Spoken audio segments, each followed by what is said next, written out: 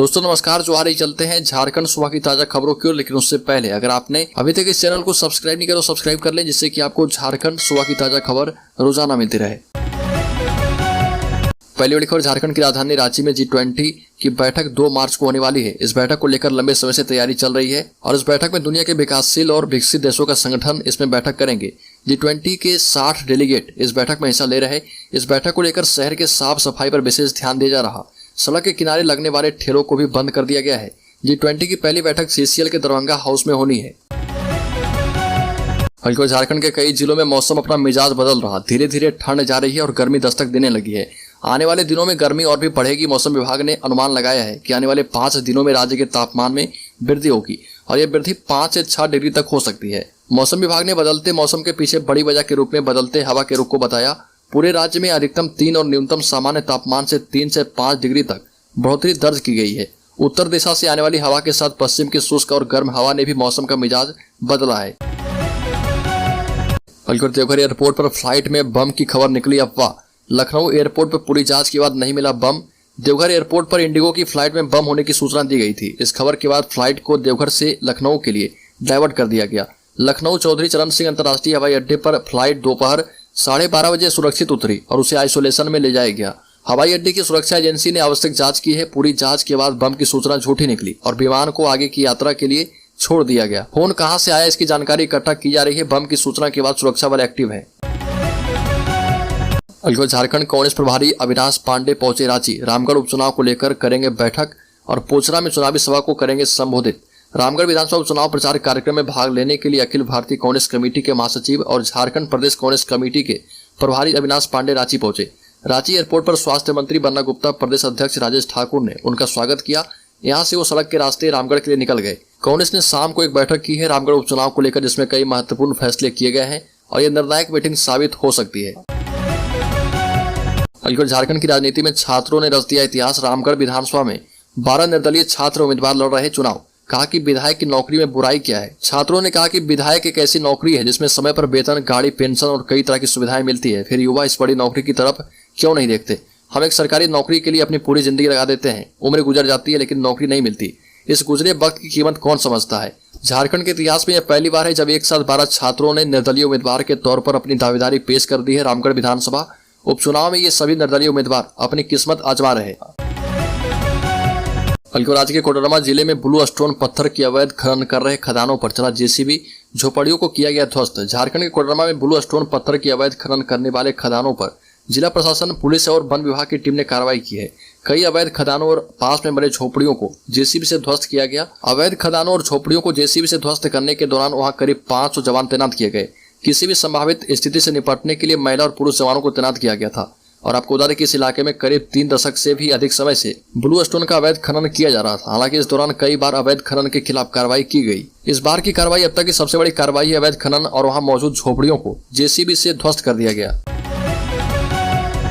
झारखंड के 14 में chief justice ने ली शपथ। राज्यपाल CP राधाकृष्णन ने दिलाई शपथ। चीफ जस्टिस ने कहा पुराने मामलों के निष्पादन और त्वरित सुनवाई पर रहेगा जोर। झारखंड के चीफ जस्टिस संजय कुमार मिश्रा ने शपथ ली और वो झारखंड हाईकोर्ट के 14 में चीफ जस्टिस होंगे। उन्हें राज्यपाल CP राधाकृष्णन ने शपथ दिलाई है। राजभवन के बिरसा मंडप में शपथ ग्रहण समारोह आयोजित किया गया था। शपथ से पूर्व मुख्य सचिव सुखदेव सिंह ने राष्ट्रपति द्रौपदी मुर्मू के द्वारा जस्टिस संजय कुमार मिश्रा को झारखंड हाईकोर्ट के चीफ जस्टिस की नियुक्ति संबंधित वारंट को हिंदी और अंग्रेजी में पढ़कर सुनाया। शपथ लेने के बाद अपने संबोधन में कहा कि पुराने मामलों का निष्पादन और त्वरित सुनवाई पर ज्यादा जोर दिया जाएगा। मेरी प्राथमिकता में गरीबों और पिछड़ों को न्याय दिलाना होगा। शपथ लेने के बाद झारखंड को अपनी मातृभूमि बताते हुए कहा कि पारदर्शी न्याय के लिए न्यायपालिका कठिन परिश्रम कर रही है। शपथ लेने के साथ ही चीफ जस्टिस संजय कुमार मिश्र ने अपना कार्यभार संभाल लिया। राज्य में हाथी ने 12 घंटे में 4 लोगों को उतारा मौत के घाट। डर के कारण घरों में कैद हुए लोग। झारखंड के लोहरदगा जिले में एक हाथी ने जमकर उत्पात मचाया है। हाथी ने महज 12 घंटे में 4 लोगों की जान ले ली है। मृतकों में 3 महिलाएं भी शामिल है। एक वन अधिकारी ने बताया कि चारों लोगों को हाथी ने कुचलकर मार दिया। हाथी के हमले के बाद गांव के लोगों में दहशत है, डरे हुए हैं। कोई घर से उसका शव भी लेने निकल नहीं रहा। वन अधिकारी ने बताया कि हाथी के हमले की पहली घटना शाम राजधानी रांची से करीब 60 किलोमीटर दूर कुडू थाना क्षेत्र में हुई है। मृतकों के परिजनों को 25-25 हजार रुपए की तत्काल राहत दी गई है। बाद में सरकारी प्रक्रिया पूरी होने के बाद प्रत्येक पीड़ित के परिवार को 3.5 लाख रुपए दिए जाएंगे। लातेहार से 35 आदिवासी युवाओं का दल जयपुर और हैदराबाद रवाना।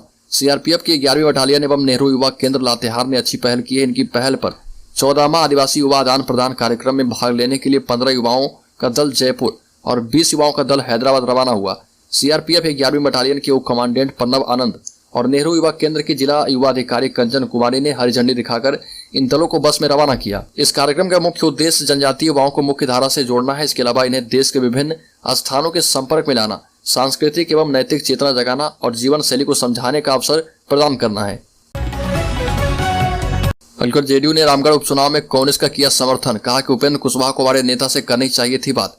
बिहार सरकार के मंत्री झारखंड प्रभारी अशोक चौधरी रांची पहुंचे और जहां पर उन्होंने बीजेपी को लेकर कहा कि अगर देश में बीजेपी को रोकना है तो हमें एक होना होगा। वहीं पार्टी से बगावत कर चुके उपेंद्र कुशवाहा को लेकर बड़ा बयान दिया और कहा कि अगर उन्हें परेशानी थी तो हमारे नेता से बात करनी चाहिए थी। ये भी कहा कि महत्वाकांक्षी होना अच्छी बात है, लेकिन अति महत्वाकांक्षी होना अच्छी बात नहीं है। उनके इस बयान से तो साफ है कि पार्टी उनके मांगों को पूरा नहीं करेगी। रांची पहुंचे जेडीयू के अशोक चौधरी ने कहा कि अगर बीजेपी को देश पे रोकना है तो बीजेपी के विरोधी मत को एक होना होगा, वोटों के बिखराव को रोकना होगा। वोटों में बिखराव से बीजेपी को फायदा होता है। बार बार हमारे नेता कह रहे हैं कि हम प्रधानमंत्री पद के उम्मीदवार नहीं है और न ही मेरी कोई ऐसी इच्छा है। अलवर राज्य में चीफ जस्टिस के शपथ ग्रहण पर बोले सीएम, कहा कि अब दलित पिछड़ा को आसानी से मिल पाएगा न्याय। झारखंड हाईकोर्ट के 14वें चीफ जस्टिस के रूप में संजय कुमार मिश्र ने शपथ ले ली है। राज्यपाल सीपी राधाकृष्णन ने इन्हें राजभवन के बिरसा मंडप में शपथ दिलाई। शपथ ग्रहण करने के बाद चीफ जस्टिस ने कहा कि गरीब तबके के लोगों और पिछड़ों को न्याय दिलाना मेरी प्राथमिकता होगी। वहीं इस कार्यक्रम में पहुंचे सीएम हेमंत सोरेन ने कहा कि झारखंड जैसे पिछड़ा राज्य में व्याप्त कानूनी उलझन को ये बेहतर तरीके से निपटा पाएंगे। झारखंड जिसे आमतौर पर कहा जाता है कि यहाँ के पिछड़ा दलित अल्पसंख्यकों को जल्दी न्याय नहीं मिलता है, इसको आसानी से अब न्याय मिल पाएगा। अलवर राज्य में रामगढ़ विधानसभा उपचुनाव में बूथ स्तरीय सम्मेलन करने पहुंचे भाजपा के प्रदेश अध्यक्ष दीपक प्रकाश ने मुख्यमंत्री हेमंत सोरेन पर हमला बोला और मीडिया से बात करते हुए कहा कि हेमंत जी केवल जनता को मुंगेरी लाल का सपना दिखा रहे, विकास तो कुछ किया नहीं, लोगों को भ्रम जाल में फंसाने की कोशिश करते हैं। यहाँ की जनता महागठबंधन से निजात पाना चाहती है। जनता की आवाज बनकर एनडीए के लोग उभरे हैं। अब इस विधानसभा उपचुनाव में रामगढ़ की जनता एनडीए उम्मीदवार को वोट कर इस सरकार को सबक सिखाएगी। दीपक प्रकाश ने कहा कि मुख्यमंत्री पर खुद ही कई गंभीर आरोप लगे हैं। उनके कई करीबी असलाखों के पीछे हैं। हेमंत सोरेन तिरमिलाए हुए हैं और झारखंड मुक्ति मोर्चा की सरकार ने झारखंड को लूटखंड में तब्दील कर दिया है।